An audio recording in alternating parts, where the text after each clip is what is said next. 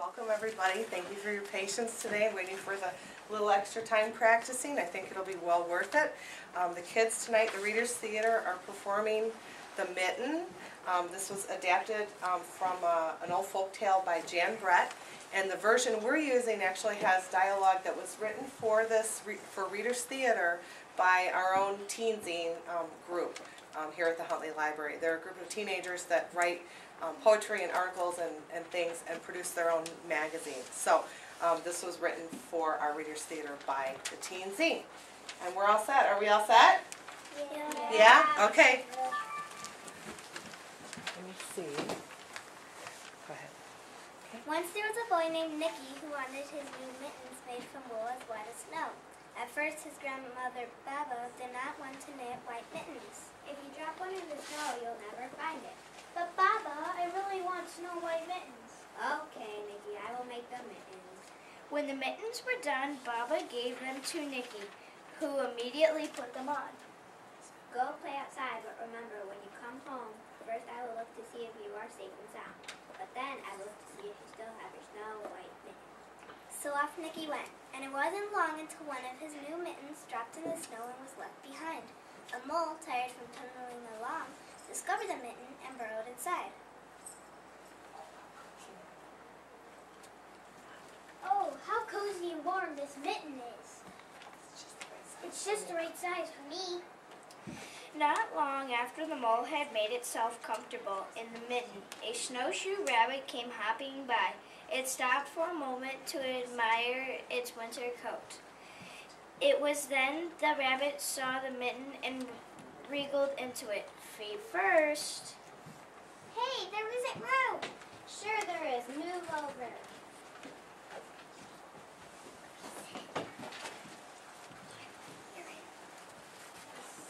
When the mole saw the rabbit's big kickers, it moved over. Next, a hedgehog came snuffling along. Having spent the day looking under wet leaves for things to eat, he decided to move into the mitten and warm himself.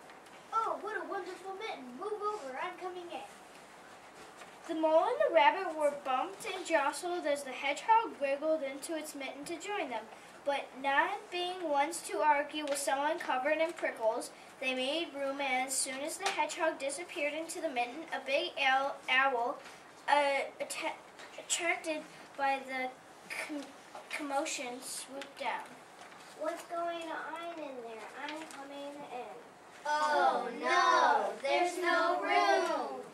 Move over. The mole, the rabbit, and the hedgehog were not happy about sharing their mitten with the owl, but when they saw its glinting talons, they quickly shoved over and let it in. Up through the snow appeared a beaver. He eyed the mitten and began to climb in. Look, it's going to be squished in there.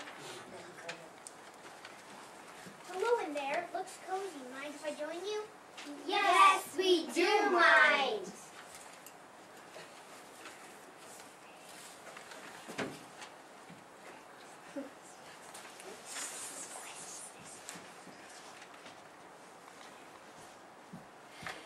There was no room left really for the beaver, but when the others saw the beaver's teeth, they gave it some space. It started snowing then, but the animals were snug in the mitten.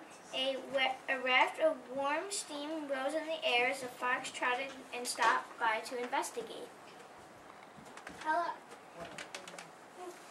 What a lovely mitten. It's so cozy and warm inside, and I'm not ever so drowsy all of a sudden.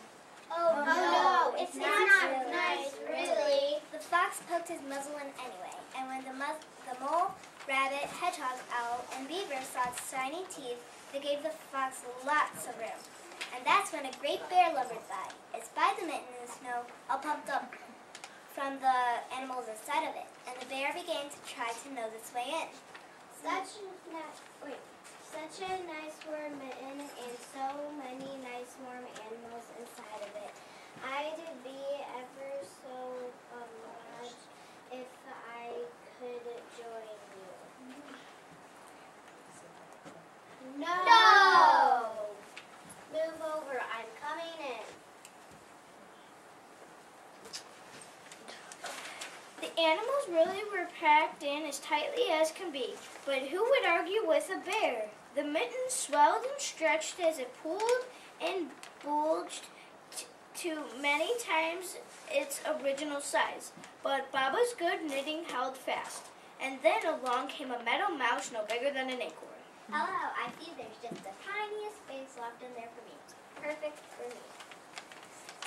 Before the other animals could object, the mouse wriggled into the one space left and made itself comfortable on top of the great bear's nose. The bear, tickled by the mouse's whiskers, gave an enormous sneeze. Achoo!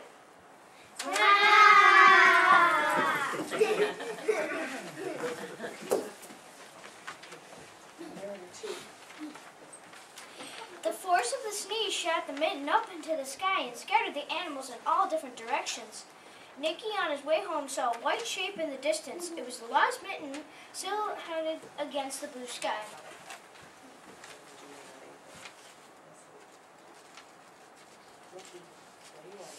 There you are, Mitten.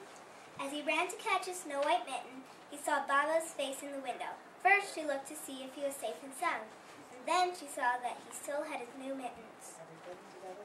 The end.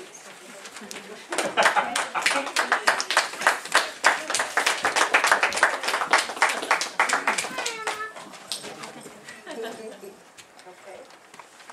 Take a bow.